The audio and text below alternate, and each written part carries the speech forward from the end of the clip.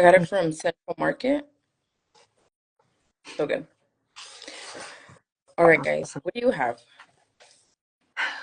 I just got my huge thing of it's water.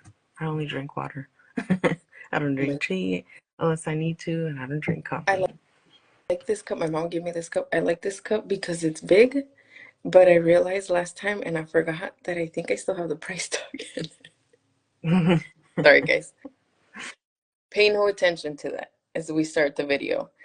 All right, so today we are talking his sexuality. Hi, good morning. So glad you joined us this morning. This is a topic that nobody talks about that much.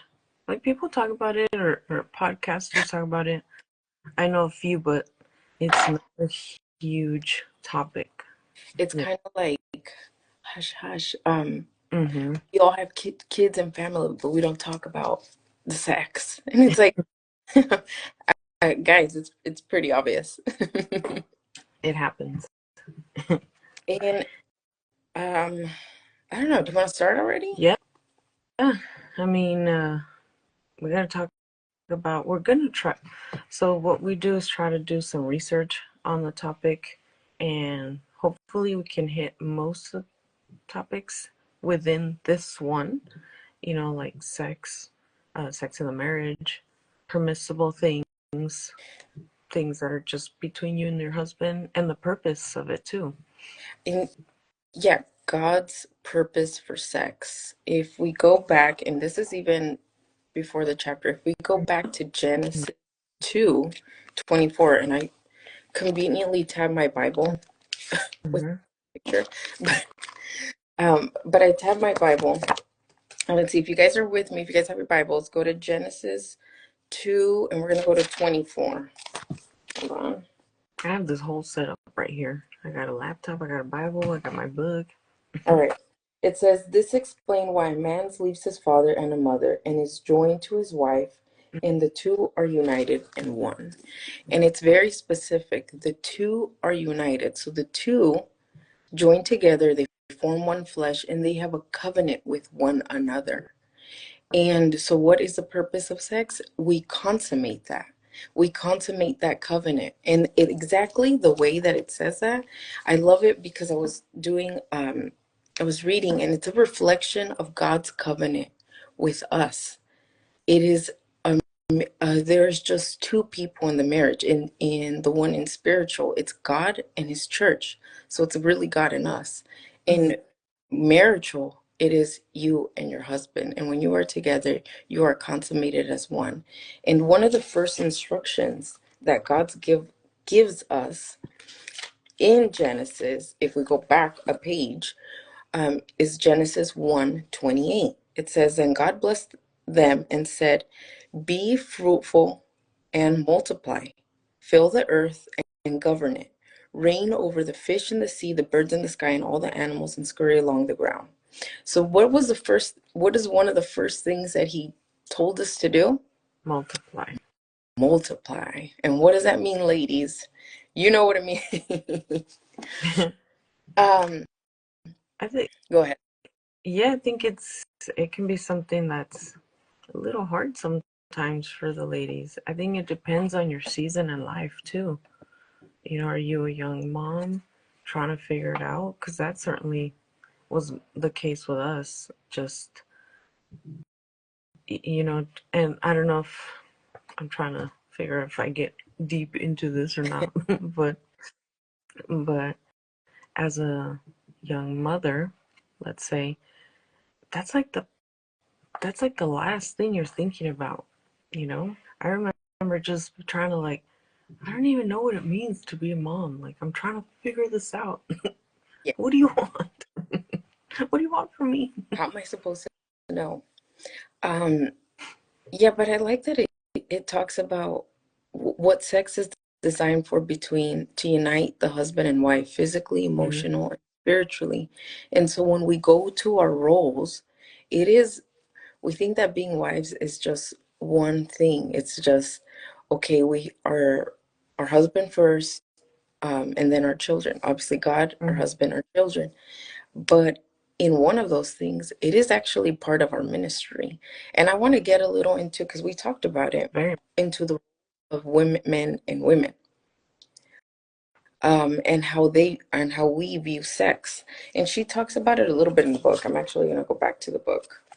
And I know you had something on this, Ellie, um, of how the man sees it.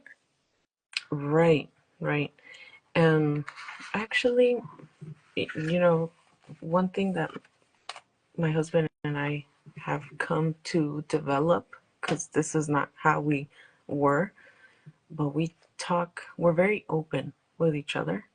And so I was asking him, hey, if we were to ask you, as a man's perspective on this topic, what would you want someone to hear? Like, what do you think as a representative of the men? Because he's the only one we asked. What would you say? And one of the things he said was, because we talk a lot about how different we are. I remember one of my pastors, we would talk about this with one of our pastors, and he would say, women are very emotional, right? Like you, and she says this in the book. Let me just start there. She says, para una esposa, el sexo es resultado del afecto. Ella no desea ser afectiva con un hombre que la hace sentir enojada, herida, sola, decepcionada, sobrecargada de trabajo, sin apoyo, que él no la cuida o abandona. So it's like we have to feel emotionally complete before even thinking about that. You know what Yeah, I mean? And for a man, it's different. For a man, it's very visual, it's very physical. So one thing is, um, obviously we have to deal with those emotions too, because the Bible does say, um, you belong to each other. You know what I mean? Do not deny each other. Now, you can bring up the verse now, or we could do it later. But for a man, it's very visual and physical. So one being visual, it's kind of like he wants to see you. He loves you. He loves everything about you. And we're very like, oh, tengo lonjita, like, what I mean? Se me va la panza. But it's like, don't worry about that. He's not worried about that. oh, he is He not needs worried you, about okay? Yeah, and it's kind of like he wants to see your beauty all the time. So if you need to, arréglate. You know what I mean? Put on some nice clothes, do your makeup, do your hair. Like, don't bum it around the house when he's there, you know? that. Yeah, When he's around. Because, this is one of the things that uh, was one of the reasons that I did that started the Bible study with the young girls, with the teens. It's like they're in an environment where, let's say, middle school and high school, they're being bombarded with things of the world. I want to make sure that I'm that voice every week and that stays in their head. It goes the same thing for our husbands. Visually, they're bombarded all the time, wherever they are, at work, on the phone, wherever they are. So you want to be the loudest visual image he has in his mind all the time. this is true. And you want it to be a good one. You don't want him to think about it and be like, oh yeah, my wife. And the first image that comes into his head is what? Bum? Messy bun. So it's, you know what I mean? It's like, no, you want him to remember your beautiful smile, your sexy curves, like whatever it is that he loves, right? Yeah. I like that you said the differences of the man and the woman, because you're right. For a man, it is a need. Sex is a need. For a woman, it it comes out of, it is birthed. Mm-hmm. It comes out of affection, like you were saying. And this is a priority for both men and women. Husbands, if you want it to come out of your wife, for her to initiate, for her to blossom, Right. because we do, and they also have their responsibilities, like you were saying, and we have ours as well. Ours to see sex as a blessing and not a burden, because sex should not be a chore. It should not be another to do on our list, even though it really does become a to do. Right. Um, to change our mindset and change our perspective if it's something that should be enjoyed. And I want to read Proverbs Mm-hmm. 5:19. It says, "May your fountain be blessed, and may you rejoice in the wife of your youth. May you ever be intoxicated with her love." So Yeah. it's something that God designed for us to be enjoyed and celebrated, for us to delight into each other. So we shouldn't view it as, oh, like he's making those eyes at me again. Like, don't look at me like that. Breathing hard. You know, yeah, but okay. So as a wife, that's really hard. It's kind of like Aquí me poniendo tengo los trapitos, ganas. sacando los Like, trapitos. you want to what? Like, did you not see what I did all day? You still, jeez, man. Oh Be my God. considerate. Okay, but we got to deal with us. We have to deal with ourselves first. And we also have to ask God to give us eyes, different perspective, eyes of love, the way He sees our husband. So we see them that same way. And that way it's easier for you to, like, hey, this is my husband. Even though he did this and that during the day, he still loves me and I love him. So you have to like make that switch, you know what I mean? And come at him with love. Because again, physical. Most men are physical. They need that touch. I The the shoulder Yeah. rub, you know, the pat on the back, the touching of the arm, hold a hand, a kiss, whatever it is, but a touch. You know what I mean? You know, I used to, um, this was when my children were smaller. I mean, my children are still small, but this is when like they were babies, toddlers. I used to see it as I have my baby, I have my toddler, I have all these chores, I have all these things I need to do, and I worked at that time full time. I have Yeah. work, I have to make food, I have to clean. The list is endless, like you Mm-hmm. know what I'm talking about. Mm-hmm. And at the end, I would think, when I finish, if I have time, I'll think about that. Think about it. That was my mindset before. If I have time, I have, and now, I mean, I've grown, but now, and I see, and it affected my marriage so much because he felt like, you don't prioritize me. I'm not important. I'm never Mm-hmm. your number one. I'm Yes. bottom of the barrel of Yeah. your to-do list. I'm the very, very, very bottom. And truthfully, it Mm-hmm. was at that point in my life. It was, sex was a chore, and it was like, I can't check that box until all these other boxes are checked, and don't even ask me because I still haven't checked my boxes. And I viewed it as, you have no right to ask me that because I have a lot of things to do. No, thumbs down, guys, thumbs down. Um, but Weirdo. yeah, but God told me, like, how would you expect him to put you first if you don't put him first? Ouch. And that's the same way we are called to serve our husbands. And the same way we are called to serve Christ, Mm-hmm. Christ should be our number one. God is should be their number one. So why would we leave them at the bottom? And this is something that God can be intertwined in this, even a part of your sex life. Because I remember when we first got married, I was kind of like, what? What is this? I was a newbie to sex, I guess. I don't know what you want to call it. Yep. And I didn't know what to expect. He was experienced. I didn't, you know what I mean? Yeah. I wasn't so, I really had no idea, like, well, what am I supposed to do? Like, what does one do? And God literally told me, I started praying about it. He was like, talk to him. Tell him what your needs are. Tell him what you feel to just talk to him. And that communication opened up something that flourished into something beautiful. And that beautiful, God is also a part of.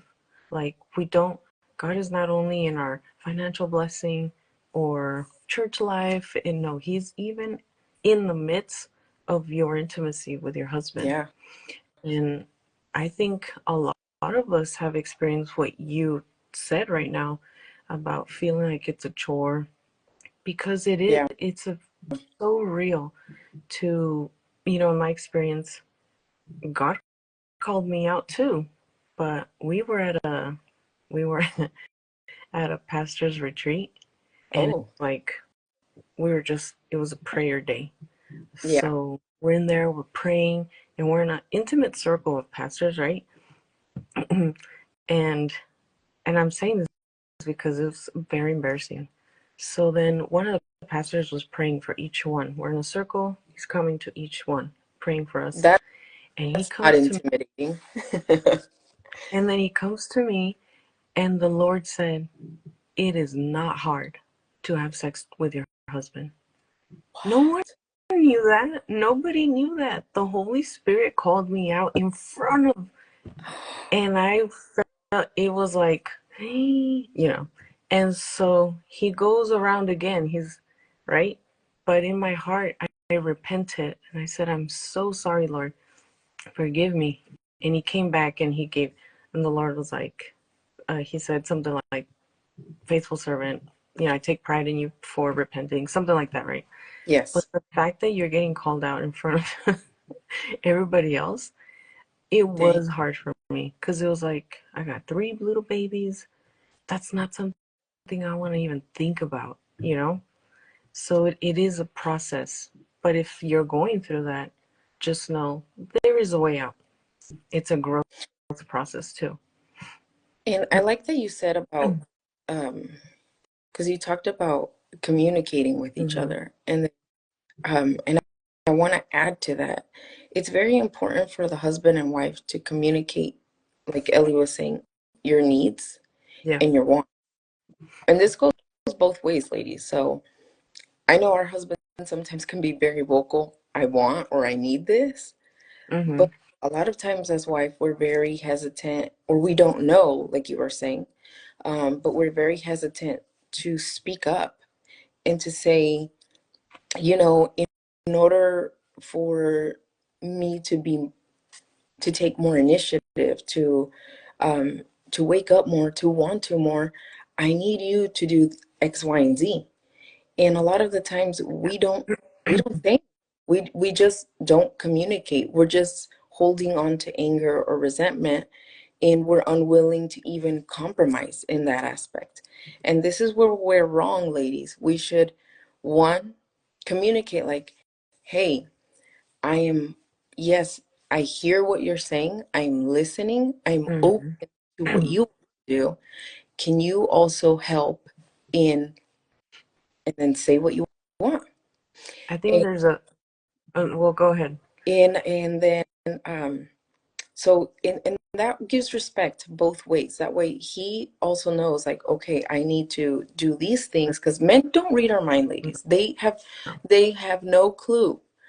You have to verbally say, I want blah blah blah, whatever that is. And it's also a we also need to figure out what we want, because a lot of the times we have no idea, because our head is not even thinking about, sometimes it's not even thinking about that when it comes to the moment, it's like, I haven't even Mm-hmm. thought about it. I don't even know, like, I wouldn't even know where to begin.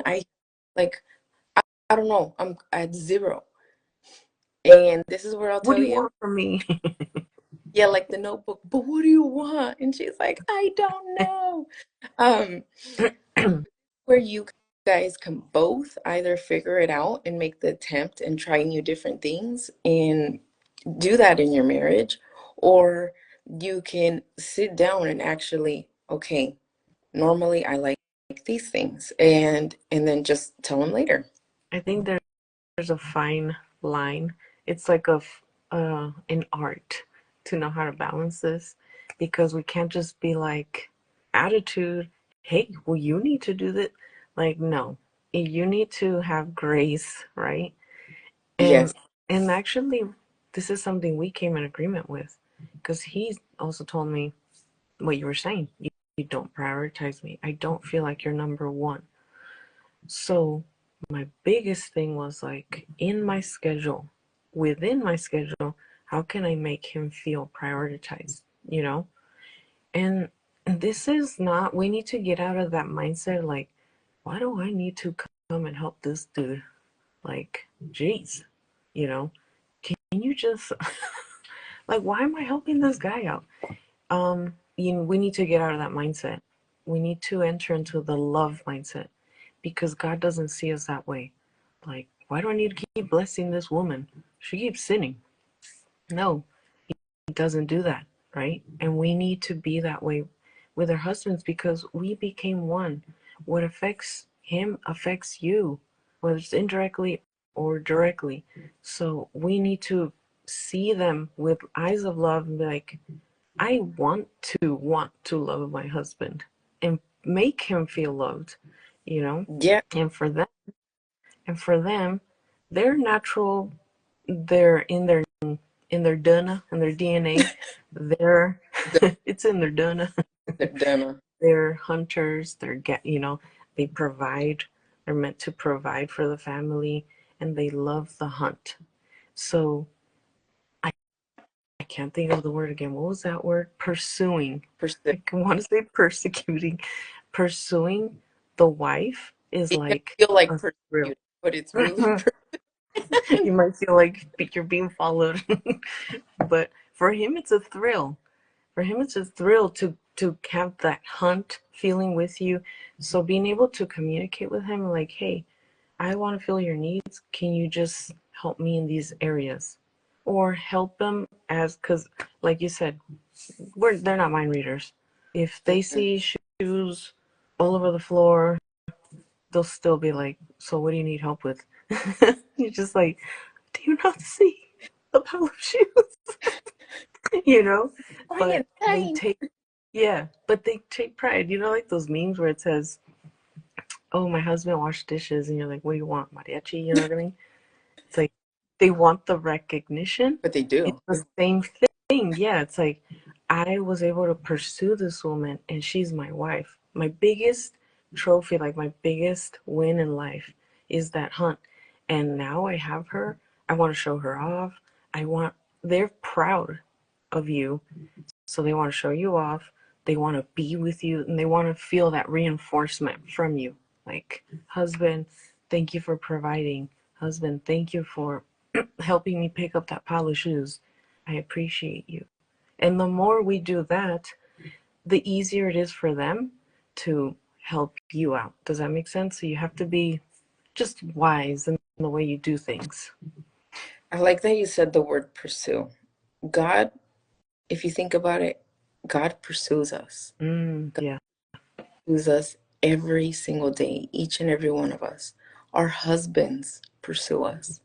Why would yeah, we yeah. not want to mirror that action?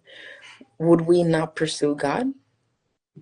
Ooh, Um, so, and I want to go to, ladies, if you have not read Song of Songs, let, let me tell you, mm, um, desire is not something we invented. It is something God invented and God deems good within his covenant of marriage, but it is something that God does seem good. yes. I'm going to read one of them, and you're going to be like, if you're not awake, you will wake up. Let me just say. I'm going to go to Song of Solomon's chapter 7. Okay. And where did I want to read, guys? All right. I am my lover's. Oh, hi, Duchess. I am my lover's, and he claims me as his own. I am in 710, guys. I didn't even tell you where I was starting. I am my lover's, and he claims me as his own. Come, my love, let us go out to the fields and spend the night among the wildflowers. Let us get up early and go to the vineyards to see if the grapevines have budded, if the blossoms have opened, and if the pomegranates have bloomed. There I will give you my love. And it goes on to say, there the mandrakes give off their fragrance, and the finest fruits are out of the door, new delight as well as old, which I have saved for you, my lover. And There is definitely most descriptive. There is your breasts are like two fawns or like Mm-hmm. close through. There is more descriptive ones, but I wanted to share that one because it's how one it illustrates how God pursues the church. It illustrates how God loves us, but it also shows how desire is meant to be in a marriage. You are meant to desire each other. You are meant to call each other lovers, to want to do things with each other, to want to do even the littlest details. I mean, they're talking about the fruits. They're paying attention to everything. And that is how you should be seeing your husbands. And husbands, that is how you should be seeing and pursuing your wives, the same in that detail. Because it's not the duty of one, it's the duty of both. And if you read the entire book of Solomon, it's filled with like vivid, romantic, it's a celebration of love and of intimacy within a marriage. And it really shows God's approval of a passionate and of a passionate love and holy union. ¿Cuál, cuál 50 Shades ni que nada? Yeah, if you want to read 50 Just Shades, read songs. just read, Solomon, okay? you will see, whoa, okay. Um, Mm-hmm. but that is what is meant to be in your marriage. That is the kind of passion and desire you guys should have for each other. And if that is not where you are right now, one, remember it can be a season, but two, it is something that you pray over. It is something that you can change, and it is something that can be fixed. Um, also want to talk about we want to fulfill each other's needs in every aspect. It says in 1 Corinthians, let me go to 1 Corinthians 7. Hold on. Give me a second, guys. I got it. Do you Oh, want me to yeah. read it? If you have it, can you read it, please? The husband, this First Corinthians 7, verse 3 to 5. Yes. The husband should fulfill his marital duty to his wife, and likewise the wife to her husband. Do not deprive each other, except perhaps by mutual consent and for a time. Like when after you give birth, 40-day thing, right? Your If you're fast. in agreement or you're Yeah. fasting. Yeah. Now, So go ahead. I just want to touch real quick on the last subject we just finished. Even though, because it shouldn't be overwhelming. You're hearing like prioritize your husband, make time for sex, but it's like it shouldn't be overwhelming. What needs to be done is restructure your priorities. What is important in your schedule and what is not. You need Mm, to find a way to be well rested and have energy. Take a 20-minute nap during the day, something, you know what I mean? But prioritize that time with him first. And if yes, it should be a two-way street, but sometimes it needs to start with one of us. And through prayer, that will you'll both come into fruition with that. But at least one of you starts, you know. But back to your First Corinthians. Um, it is a mutual consent and mutual for both of you, and it is a homework for both of you. But I want to talk about non-sexual intimacy Hmm. because sometimes, as especially as women, sometimes that takes precedence, and that's some valued a lot more. Um, Sometimes we want as well, like, I need help with other things. I need you to show me attention. I need you to maybe words of affirmation, say, Mm. you look beautiful. Or it could be touches, like a hand gesture or something, but it doesn't have to lead to anywhere sexual. It could be a massage, it could be a foot rub, anything. Those are also forms of non-sexual intimacy. And it goes both ways that we should be doing it. Showing that to our husbands, like you were saying, like a hand, but also husbands towards us, and being specific on what you like and what you enjoy. Mm-hmm. I know that I know, and I'm gonna be very transparent. That is one of the biggest things in my marriage. that I had to find out later, and I had to find out on my own, and because I didn't know what I liked. But later I found out that I really appreciate when my husband says, "Hey, let's let's go on a date," or Yeah. "I want to invite you to watch a series or a movie or Mm-hmm. something." But it initiates with him, the inviting of a series, the going to the movies, the any simple date that it is, but it's planned by him, it's organized. I don't do anything. I just have to get ready and go. It could be something as a single rose, and that to me means so, it fills my cup entirely. Hmm. And sometimes we need to do that for the other person in order to get there in, in Yeah. into sexual intimacy. Sometimes we need to fill each other's cup. And the same way, you finding out how you fill your husband's cup, because we can fill their cups non-sexually as well. Yeah. I know that, like, my husband, he really values when I respect him. So if there's something that he asks, to me, I know I need, I keep giving a thumbs up. To me, I know I need to put that really high on my priority list of, Yeah. I need that done to show him that, one, my respect for him, but two, that he is still my priority. Mm-hmm. I think that's awesome that you've first noticed that, paid attention to that in you and in him. Like, these are how you can feel mine. How can I feel yours? Yes. Because sometimes when we fight, we both say, my love tank is drained right now, and it's like, okay, you can't give me what you don't have, and vice versa.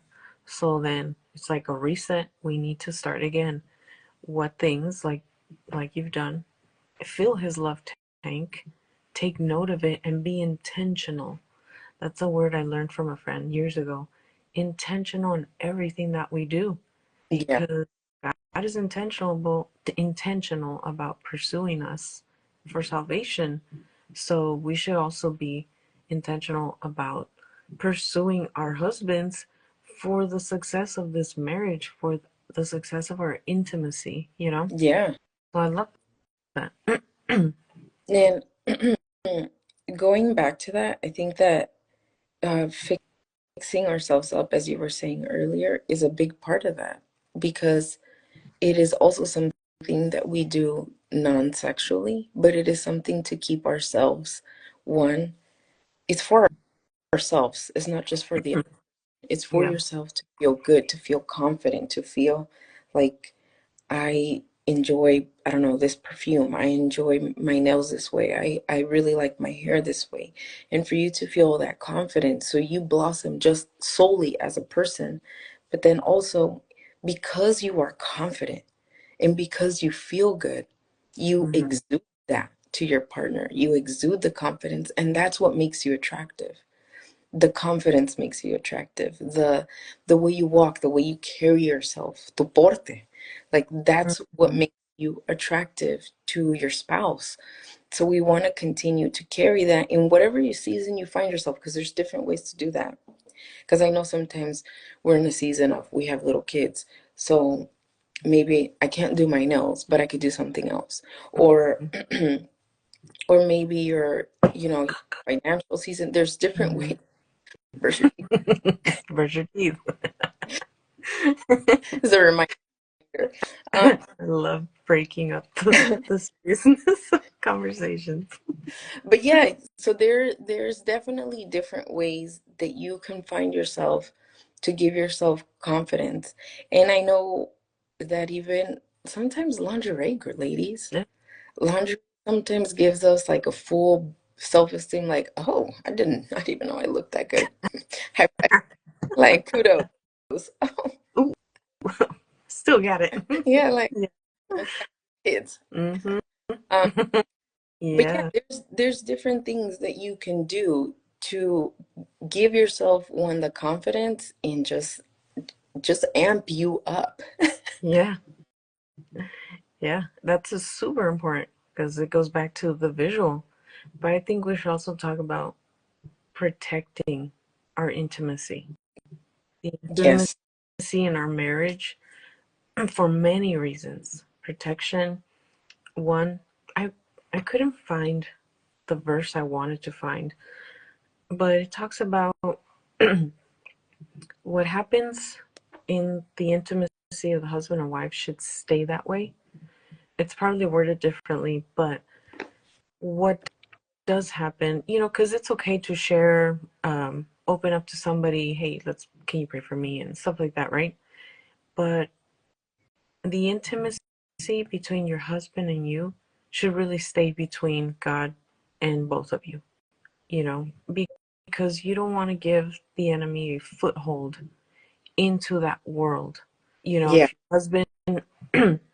If your husband is vocal about his sex life or the lack thereof, it can give a foothold, or you, to for someone else to say their spouse is lonely, and there's a leeway in there. You know what I mean?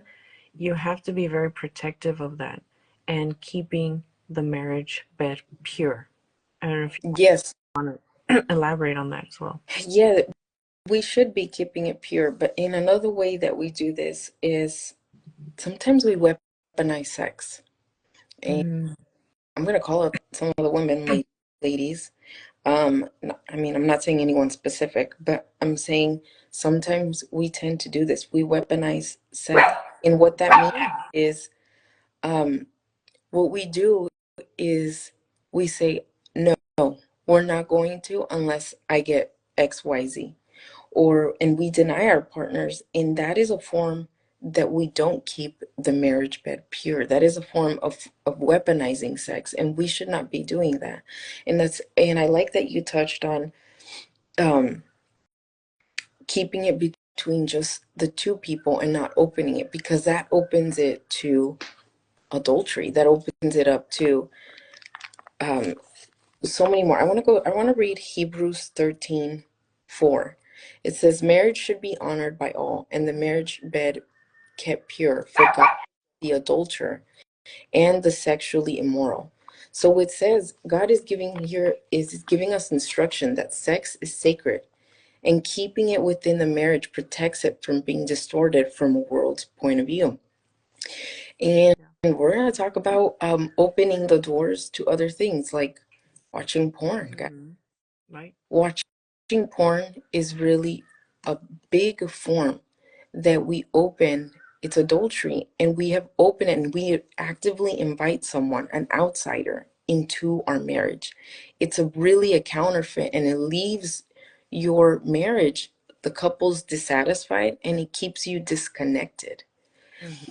And I don't know if you want to add anything on this, but I want something to No, go ahead. share. Okay. I was like muted because my dog was barking like crazy. Oh, that's okay. Sorry, Duchess.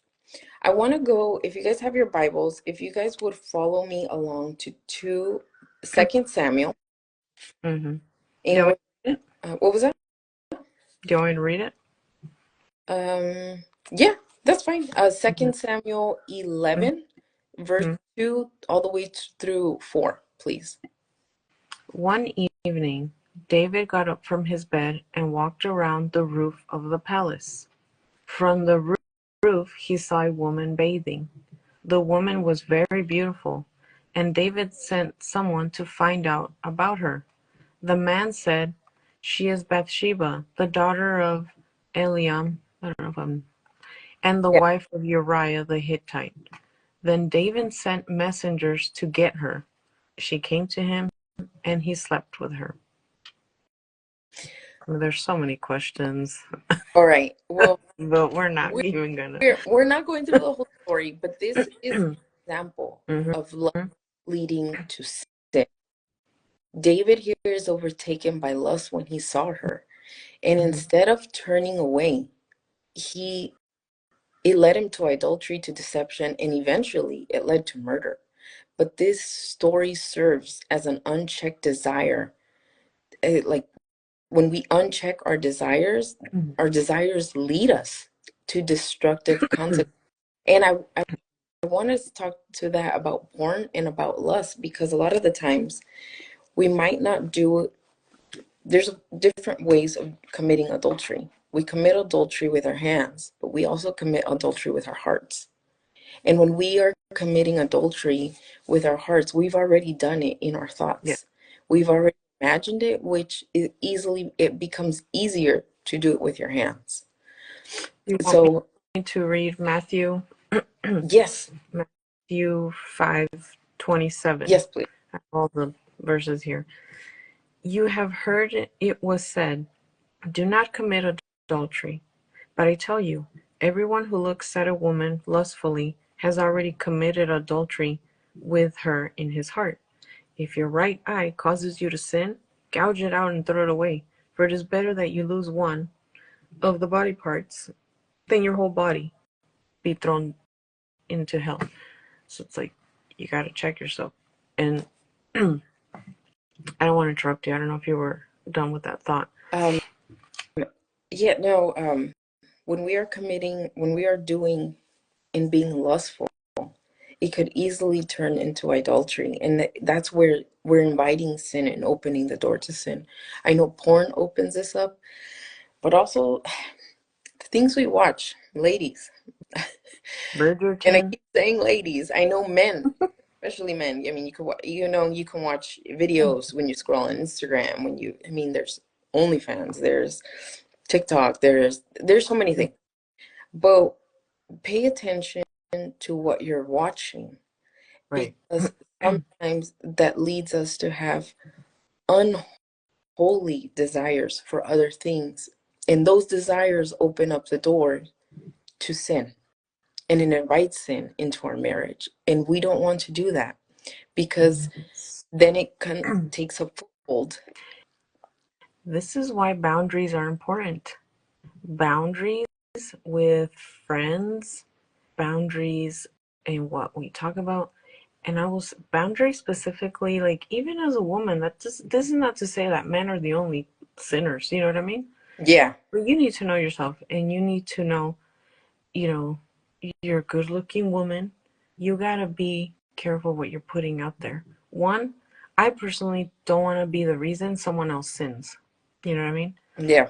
And I'm gonna be real with you. And this is something my husband and I'm telling you, we're very open. Hmm. We'll both be like, wow, that person's attractive, you know? But I'm also, you know, we also have to have boundaries. Like, for example, car line. There was this dad who is always alone. I have no idea what his story is, but anyway, Hmm. he one day he smiled, so I was like, oh, okay, I'll be nice. And that's one of my things. I'm not a natural smiler, so I actually like tell myself smile at people, you know, and that always gets misunderstood. So I smile, right? And so then the next day the same thing happens. Uh, and I noticed that he started looking for the attention, like, oh, she's smiling at me. You know what I mean? So for me, it was like, no, no, no. I don't got time for this, devil. For me, it was like, no, I'm not going to be a cause for you to think differently. I'm not putting myself in that situation. So I stopped cold turkey. I was like, nope, not saying hi to you no more. I'm sorry, but that's not happening. Boundaries, because it's not going to be on me. You know, I'm very protective of my marriage intimacy, and it starts with little boundaries here and there. You gotta watch what you're doing. You know what I mean? I love that you said that, because I hadn't thought about this until you said it. But um, my husband makes me laugh a lot. Like, Yeah. I find him hilarious. And I I just never noticed. sort of I delight.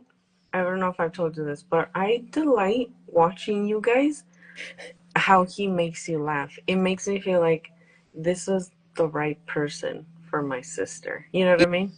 Yeah, It's just yeah. it's one of our forms of intimacy. And so it is a huge deal if another man makes me laugh. Oh. And I know it sounds simple. I Mm-hmm. know it sounds obviously like not my fault. But but it is a huge deal. Like, Obviously, if a joke is funny, it's whatever. But if it's something I'm deliberately doing, like always laughing at a specific Yeah. man's jokes, No, funny or you're not funny, if laughing like this. no, like, Laughing like a sinner. but it is, but this is what I mean by like boundaries that you're drawing in. Mm-hmm. This may not be like this may not, obviously this doesn't involve everyone, but this is very specific to my marriage. But this is where you have to realize in your marriage how specific it can get. Um, and where Yeah. to draw those boundaries because it is, and I I watch myself and I check myself not because it's a bad thing for me to laugh at other people's joke, but because I don't want to give the illusion that I find him I'm more really funny and attractive interesting and more more because you interested. find him interesting through his comedy, Yeah, right? I, exactly. So that's why I'm bringing it up because it could be very specific to your marriage, but you need to know where to draw those lines. Work wives, work husbands. Yeah, I'm that for me So, those there should not be even that term yeah, because again you're opening doors to things like that and then you're wondering what happened. It starts small, very small. Like I his friends could be called my friends too, but we don't talk on the phone. Outside of us being friends in the presence of my husband, that's about it. You know yeah, what I mean? yeah, Like, and even in business, we had this conversation. He was invited to like a coffee thing with a woman, and it was just like, listen, I understand this is business, but we need to have boundaries about it, how to go about it. So, I know obviously, I trust you, but the enemy is, he's not dumb. He knows how to like get in. So you have to be careful and just keep in that communication. And sometimes we get to a point where we're already past that. Like boundaries were went out the window and we're already hurting. There's already damage been done in the relationship. So we need to get to a point where seek that restoration and that healing, right? yeah. If intimacy has been broken, neglected, or Mm-hmm. wounded in your marriage, God can restore it. Healing comes through prayer, open communication, and renewing your connection with Christ. Mm-hmm. And I know that it can sometimes be a wound from past trauma. Maybe you were sexually assaulted. Maybe you were raped. Maybe maybe it was when you were a child, maybe as an adult. But all those, in order for your marriage, in your the sex in your marriage to truly flourish, you need to heal first. Yeah, So it needs to come out, but it needs to be buried. And it needs to be buried through Christ. right. Come out of your heart and Correct. surrender. And also you we notice that when you do have arguments and it is about sex, pay attention to the things that you say to so you can start to realize what is the root of what you're feeling. Where is this coming from? Because it will be rooted in some kind of fear and like the past, in the trauma, past experiences or even experiences with your husband that have kind of made you feel like this. So just look out for that root because we need to invite Christ into that and allow for that healing and restoration. There has to be a kind of like, I'm going to allow God to come into my heart and I'm going to put down my guard so he can work in me. Does that make sense? And I want to talk about infidelity specifically because sometimes you've experienced infidelity Yeah. prior, or maybe you're experiencing a form of infidelity now with your husband. Mm-hmm. That does need to heal for your sex life to be restored in your marriage. Obviously, there's trust that needs to be built. There, um, there's hope that needs to be built. There's disappointment that needs to be mended. and resentment, disinterest, all those need to be addressed. And they need to happen before it gets to where you both feel indifferent and lose one each other. But infidelity, as of now, you are, if everything's good in your marriage, you are working to continue to keep it good. If you are always working towards this, if it is not good and you've experienced infidelity and you've had sexual immorality happen in your marriage, God can restore that. But again, it is work from both of you to continue to restore. It doesn't happen from one day to another. It happens with work and with time from both of you, and through prayer, and through surrendering. Yeah. But all these need to happen for restoration. And regardless of where you find yourself in your marriage, it should be, your sex life should be something that you're always working towards. Yep. And before we end before we start praying, I do want to share something that she says in the book. Like in the last page before the prayer. No te quedes sin hacer algo.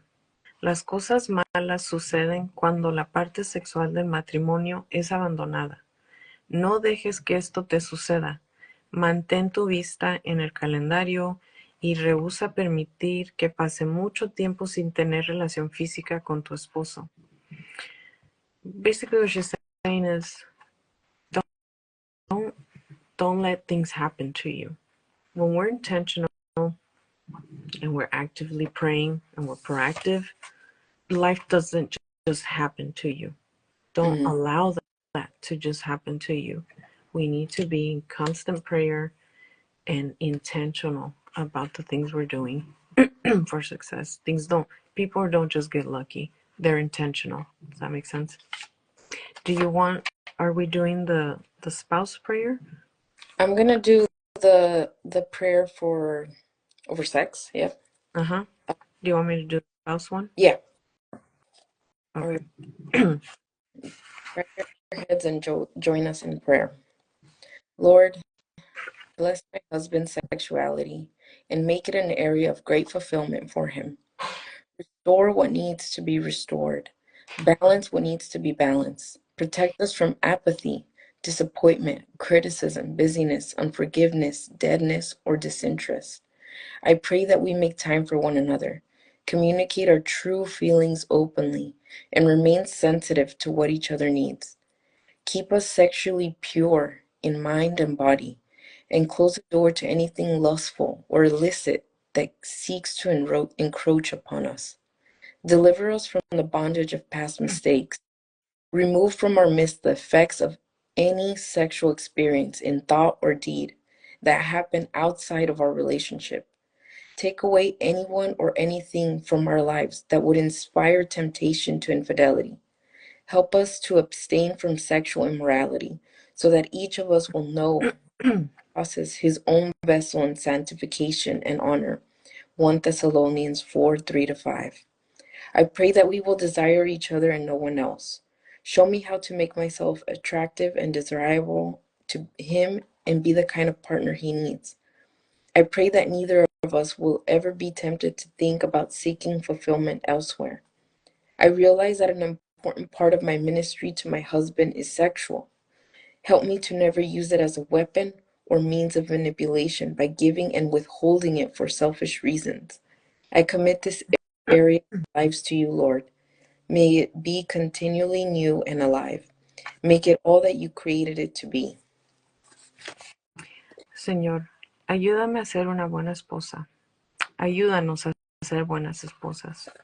Comprendemos que no tenemos lo que es necesario para ser así si no tenemos tu ayuda.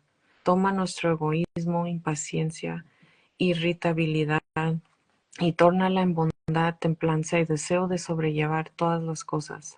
Toma nuestros viejos hábitos emocionales, formas de pensar, reacciones automáticas, suposiciones rudas y postura de autoprotección y haznos pacientes, bondadosas, buenas, fieles, gentiles y con dominio propio.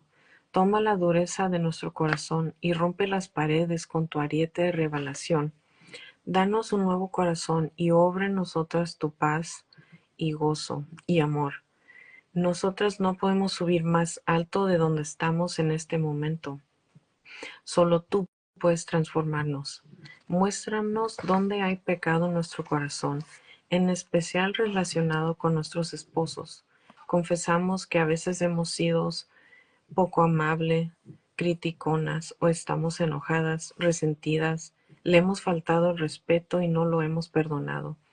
Ayúdanos a poner a un lado cualquier herida, enojo o desencanto que podamos sentir y perdonarlo como tú lo haces, de forma total y completa sin mirar hacia atrás. Haznos un instrumento de reconciliación, paz y sanidad en nuestro matrimonio. Capacítanos para comunicarnos bien y rescátanos de la trinchera de la separación, donde comienzan las realidades del divorcio. Haz que seamos para nuestros esposos la ayuda idónea, compañeras, defensoras, amigas y apoyo. Ayúdanos a crear para él el lugar apacible de descanso para cuando regrese a casa. Enséñanos a cuidar de nosotras y mantenernos atractivas para él.